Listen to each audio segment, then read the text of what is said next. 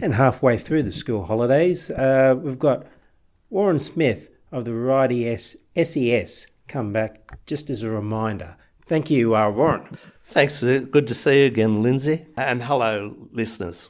Warren, a couple of weeks ago, you told us about the Australian warning system, the new Australian warning system, which provides a national, a uniform warning system.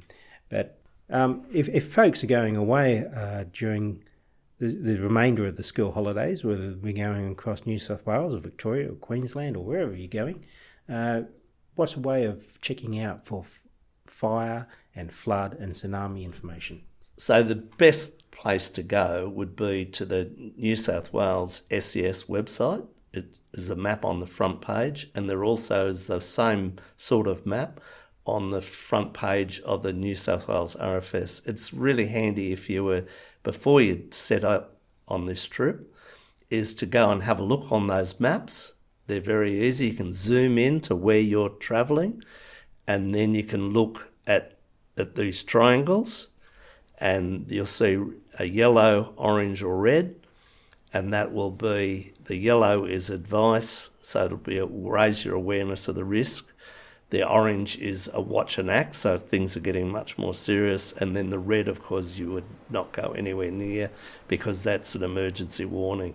So if you have a look at those, it's on the front page of both those websites, and it'll give you some really good advice on your trip.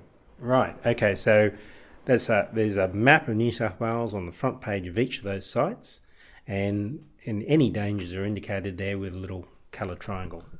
Yeah, so the advantage of this new Australian warning system, it was introduced late last year, is it's now standardised right across Australia.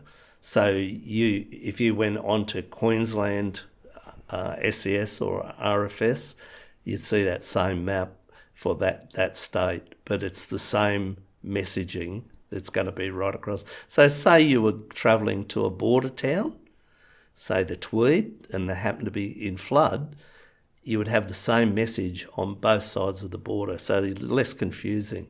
So up until now, we could have different warnings on different sides. Correct. Different coloured warnings. It's sad, and that's what this is all about. Okay. Even like Lindsay, you were saying before about the RFS signs on the side of the road.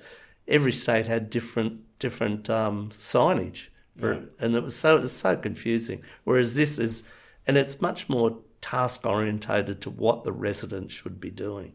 So, folks, in summary, if you're going away just during the school holidays, then you can check out the flood and tsunami and fire dangers in New South Wales or across any state. We're going off to the SES or the RFS websites and having a look at the map on the front page of each of those, and there'll be the new Australian warning triangles that'll be categorised as yellow, orange or red. The fire, you'll find on the RFS websites, and of course for flood and tsunami, it'll be on the SES websites.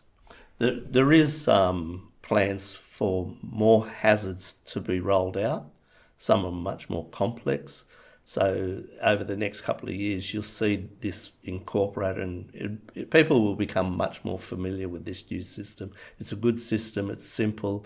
It's very consumer driven. So just be safe on the roads, and please never drive through floodwater. All right. Well, Warren Smith of the Right SES, thank you once again for that advice of checking out the RFS and the SES websites if you happen to be planning on a trip in going away this school holidays. Thank you. Thanks, Lindsay. Stay safe, residents.